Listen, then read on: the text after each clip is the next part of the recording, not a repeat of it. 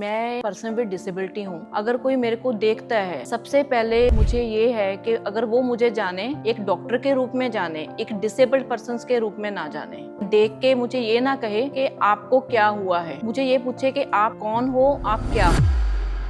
कि आप first wheelchair user रहे हैं जो एवरेस्ट बेस कैंप तक गए हैं। हाँ जी, जब मैं बचपन से 4 मंथ से I was polio affected. Parasailing, jet skiing, scuba diving. अच्छा, हाँ, I have done. Personality trait है वो, आपका कैरेक्टरिस्टिक बिल्कुल, यू कैन से लाइफ को यस बोलते हैं। यस बोलते हैं। करना कैसे है ये बाद में है, लेकिन I have to do this.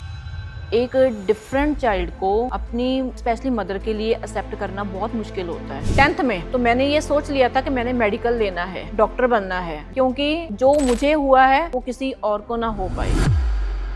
हमारा प्री मेडिकल टेस्ट का जो एग्जाम था, तो उससे सुबह के टाइम बाथरूम से जब मैं बाहर आ रही थी, मैं स्लिप कर गई। 1-2 चैलेंजेस हैं इसमें। अगर मैं अपनी जॉब, अपने स्टडी कंप्लीट के बाद मेरे को जॉब मिल गई, और जॉब मेरे को 150 किलोमीटर दूर मिली।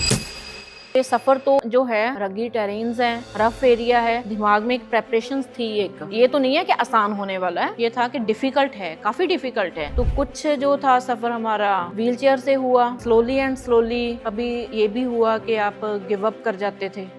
हम बिल्कुल माइंड में, क्योंकि जब आप थक जाते हो तो, लेकिन स्लोली स्लोली टीम का सपोर्ट, ये 14 डेज के बाद, तो 14 अप्रैल 2026 को वो सबमिट की एट 9:30 AM approximately Everest base camp पे। दिमाग में ये था, यस आई डिड इट। आपका एवरेस्ट का जर्नी तो बहुत ही रिमार्केबल रहा है, बहुत ही इंस्पायरिंग भी रहा, बट इससे पीछे की भी जर्नी है जिसने आपको शेप करा। मेंटली भी बहुत डिफिकल्टीज आएंगी इस चैलेंज। बिल्कुल होती हैं। गिव अप करने का कभी ऐसा लगा? बिल्कुल लगा। जब स्टेप्स लेके चल रही थी, दोनों हाथों में सपोर्ट था। जब मैं चढ़ रही थी तो उसके जो स्टेप्स हैं काफी हाई होते हैं कई बार, तो वहां पर जाके एक टाइम पे तो लगा, जब थोड़ी दूर रह गया था कि नहीं अब नहीं कर पाती। कार लेने के बाद सबसे बड़ा दिमाग में यही आया कि अब मैं कहीं पर भी जा सकती हूँ और कभी भी जा सकती हूँ।